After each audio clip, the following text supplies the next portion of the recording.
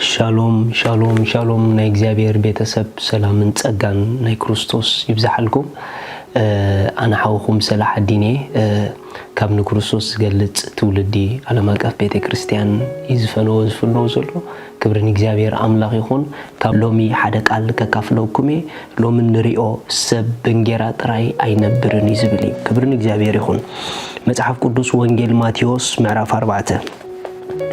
شعو منفس نيسوس بديابلوس كفتنا برخاوصو 4 معالتن 4 ليتن مسصومه دحر زطمه اتفتان دما مصيو ود املاح انتخونكا زماي نزمان انجيرا كخون بلبلو يسوس غنا سبكاب اف املاح بزوت كله قال امبر بنجيرا طراي اينبرن صحفيلو ملسولو كبرن እግዚአብሔር አምላክ ይሁን ጎይታና ኢየሱስ ክርስቶስ ሰብ ከመይ ከም ዝነብር በትክክል አብዝ ጽሑፍ አቆሚጥልናሎ ሰብ እንጌራ ጥራይ አይነብርን ሰብ ካብ አፍ እግዚአብሔር ብዙወጽ ቃል ካብ አፍ እግዚአብሔር ብዙወጽ ሬማ ጥራይ እምበር በእንጀራ ጥራይ ሲ አይነብርን ይሉ ሓደ ነገር ክነግረኩም አሕዋት ዝኾነ ንብረት ተዳገዚና እቲ ንብረት በትክክል ከመይ ገይሩ ከም ዝሰርሕ ንኽን ፈልጦ ካብ ሰራሕና እቲ ንብረት ኣብቲ ንብረት ወረቐት ላኣኸልናዩ ኢንስትራክሽን ዝሕብር ማለት እዩ አጋጣጥሙኡ በከመይ መንገድ ንጥቀመሉ ካብ ማይ ክርሕቕ ተዳኣሎ ካብ ማይ ክርሕቕ ኣለዎ ካብ ሓዊ ክርሕቕ ተለዎ ካብ ሓዊ ክርሕቕ ኣለዎ ዝብል ኩሉ ጽሑፍ ኣለዎ ንምንታይ ተዳኢልኩምኒ ንንብረት በትክክል ከመይ ከም ዝሰርሕ ዝፈልጥ ሰራሒው ስለዝኾነ ንህይወትና ድማ በትክክል ከመይ ክትነብር ከም ዝግባአ ነቲ ዝተፈጠረትሉ ዕላማ ነቲ ዝተመደበትሉ ዕላማ በትክክል ከመይ ጌራ ክትበጽሖን ክትውድኦን ከም ትኽእል ዝፈልጥ ፈጣሪያ እዩ ፈጣሪያ ድማ ስለ ህይወትና ክዛረብ ከሎ ሰብ እንጌራ ጥራይ አይነብርን ይሉ ክብርን እግዚአብሔር አምላክ ይሁን በኻላ አዛራርባ ካብ እንጌራ ሕልፍ ዝበለ ናይ ዕላማ ህይወት ዘምብረና ና ውሽጥና ዘአቱ ናይ ልዑል ቃል እዩ እንጌራ ንደገ ንስጋና የህጥሮ የበርትዖ ኃይል ይኾነዩ ትክክል ነገር ግን እንጀራ በሊዕካ ንስጋኻ ኃይሉ ኮይኑዎ ውሽጥኻ እንተዳ ኃይል ሲኢኑ እንታይ ዓብስ ምኽንያቱ ኣብ ህይወት ክትነብሮ ዘለካ በትክክል ንዕኡ ዘድሊ ውሽጣዊ ኃይሊ ጥበብ ምስተውዓል እዞም ነገራት እዚኦም የድሊና ምኽንያቱ ቤት በጥበብ ያተህነጽ ኢሊ መጽሐፍ ቅዱስ ጥበብ ምስተውዓል ድማ ካብ ውሽጢኦም ዝወጹ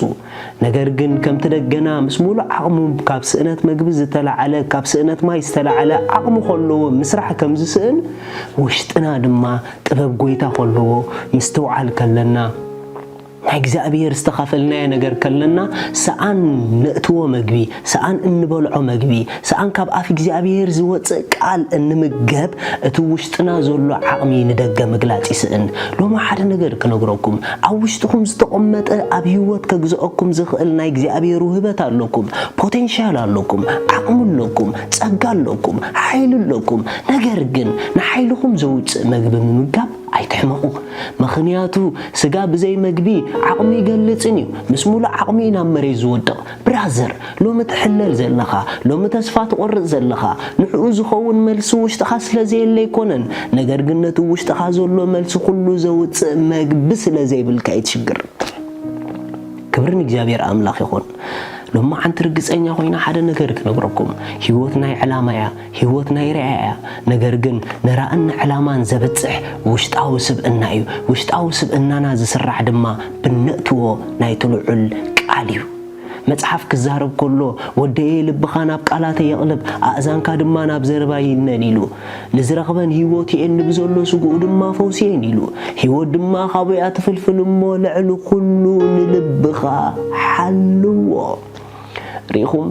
نهيوتنا أن حلوة نهيوتنا أن كناخنا قبل بنايو مخنياتي هيوت قبل جاي جمرني هيوت قبل بيزي جمر نلب جن بمنتاي حلي يتحطه لب بيد كاي حلوني لب بسبا يتحلوني خا لبي بقالتو الجير كاي خا تحلو زت حلو لب زت حلو هيوت يوتس زي تحلو لب دما زي تحلو هيوت يوتس سلازي تخكلنيا زغونه هيوت كابانا كفلفل ندلن دحر كوينا نتخكلنيا هيوت زغون حلوانا يلب يدلينا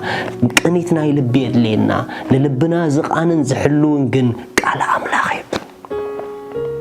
ኢየሱስ ጎይታዩ ስለዚ ካብዛ መዓልቲ እዚኣ ጀሚርኩም ኣሕዋት ብትኽክል ክትነብሩ ትደልዩ እንትኾንኩም ብትኽክል ከምቲ ኣምላኽ ዝመደቦ ናይ ዓወት ናይ ክብሪ ናይ ሓይሊ ናይ እምነት ዓለም ክንነብር ንደሊ እንድሕር ኮይና እዚ ኣምላኽ መዲብዎ ዘሎ ህይወት ብናይ እግዚኣብሔር ቃል ዝንበር ካብ ኣምላኽ ወፃእ ዘሎ ህይወት ናይ ጭንቀት ናይ ፍርሒ ናይ ሕማም ናይ ጉስቁልና ናይ ድኽነት እዚ ኩሉ ህይወት ካብ ናይ እግዚኣብሔር ፍቓድ ወፃእ ህይወት እዩ እዚ ህይወት ብዘይ ቃል ኣምላኽ ዝመላለሱ ዝነብርዎ ሰባት እዮም በቃል ኣምላኽ ዝመላለሱ ቃሉ ዝምገቡ ግን ኣብትናቱ ፍቓድ እዮም ዝነብሩ ስለዚ ኣብ ፍቓዱ ክትነብር መግቡ ተመገብ መግቡ ድማ ቃሉ እዩ ኣምላኽ ሰማይ ምስ ኩልኹም ብጎይታ ደስ ይበልኩም